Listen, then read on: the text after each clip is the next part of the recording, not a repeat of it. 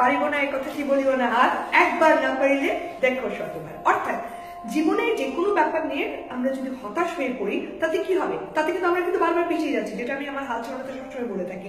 অতএব আজকে যে কোনো কারণে সবসময় যে আমাদের সবকিছু একদম সুন্দর সুন্দর রেজাল্ট নিয়ে আসবে, প্রত্যেকটা কিছুতেই আমরা সফল কাম হবো, আমাদের কোনো কিছুতেই আমরা দুঃখ পাবো না, তা তো নয়।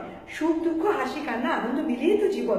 তাই আজকে যদি আমরা কোনো কারণে বিফল কাম হই, অথবা আমরা কোনো কারণে কারো কাছ থেকে যদি যা প্রত্যাশা করেছিলাম সেটা হয়নি হয়, তাতে কি হবে, তাতে কিন্তু আপসেট হওয়া চলবে না।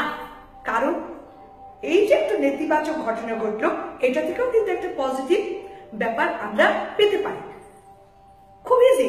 কারণ এই যে ঘটনাটা হলো, সেই ঘটনা থেকে আমরা কি করলাম, আমরা শিক্ষা লাভ করলাম। সেটা হতে পারে আমার ব্যবসা ক্ষেত্রে আমি হয়তো ফেল করছি, অথবা দেখা গেল যে কারোর সঙ্গে আমার একটা বিজনেস ডিল ছিল, সেই বিজনেস ডিল ঠিক মতো হলো না, কেউ তার কমিটমেন্ট রাখলো না। তো প্রত্যেকটা ব্যাপারটা কি হচ্ছে, প্রত্যেকটা ব্যাপারে কিন্তু আমাকে একটা করে পিছিয়ে ফেলছে। কিন্তু আমি যদি মনে করি যে না ঠিক আছে, এখানে আমার এই ভুলটা ছিল, এখান থেকে আমি এই শিক্ষাটা পেলাম, এইটাকে আমি কি করছি আমার সম্পদ মনে করে নিচ্ছি, এটাকে হাতে নিয়ে আমি আগামীকাল যুদ্ধে ঝাঁপিয়ে পড়বো, এটা যদি মনে করা যায়, তখন দেখা যাবে কিন্তু জীবনে কোনো কিছুতে আর ওরভাবে নেতিবাচক প্রভাব পড়বে না। উপরন্তু কি দাঁড়াবে, উপরন্তু অনেক বেশি আমাদের আত্মবিশ্বাস দৃঢ় হবে। এবং এটা কিন্তু খুব ইম্পর্টেন্ট।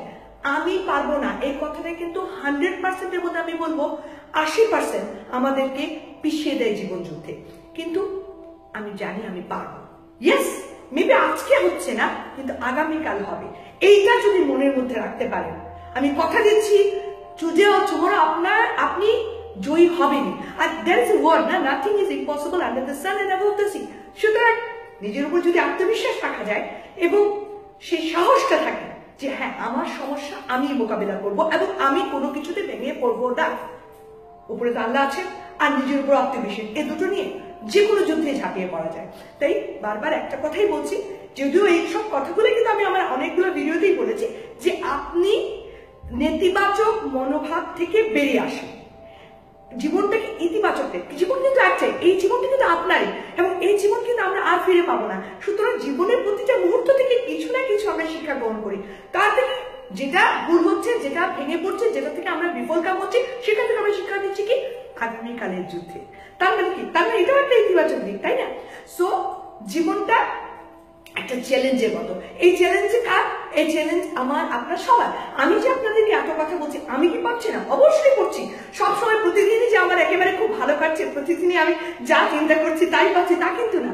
কিন্তু আমি ভেতরে ভেতরে শক্ত থাকছি, আমি বিশ্বাস করছি যে হ্যাঁ আমার ভেতরে আমার বিবেক যদি ঠিক থাকে, আমি যদি কোনো কাজে মনে করি যে আমার দ্বারা কারো কোনো ক্ষতি হবে না, এবং আমি আমার নিজের উপর ফেথ থাকে যে হ্যাঁ আমি পারবো, আজ পারিনি ঠিক আছে অসুবিধা নেই, আগামীকাল করবো। আচ্ছা আজকে কেন পারলাম না, কি কি ভুল ছিল আমার, এই জিনিসটাকে মনের মধ্যে টুকে রাখবেন। শুধু ওইটুকু পড়লে দেখবেন অনেকখানি আপনি ওভারকাম করতে পারবেন যে কোনো নেতিবাচক পরিস্থিতিকে। যাই হোক, আজকে শুধু ছোট ছোট কথা বললাম, মেইন কথাটা একটা কথাই দাঁড়াচ্ছে, যাওয়ার আগে যেটা বলবো যে সহজে ভেঙে পড়বেন না, হতাশ হবেন না, নেতিবাচক যে মনোভাব ওখান থেকে বেরিয়ে আসুন। প্লিজ প্লিজ প্লিজ, আমি আপনাদের বারবার বলছি, আমি কি এটা পারবো, এটা কি হবে, মনে হয় আমি পারবো না। কেন বলেন, আমি পারবো, আমাকে পারতেই হবে, ইনশাল্লাহ আমি এটাতে জয়ী হবই। হাজার নয়। ভালো থাকবেন, সুন্দর থাকবেন, সুস্থ থাকবেন। আরো যে বললাম, যে কোনো সমস্যায় ইনশাল্লাহ আমরা সমাধান বের করবই, শুধুমাত্র হাল ছেড়ো না বন্ধু।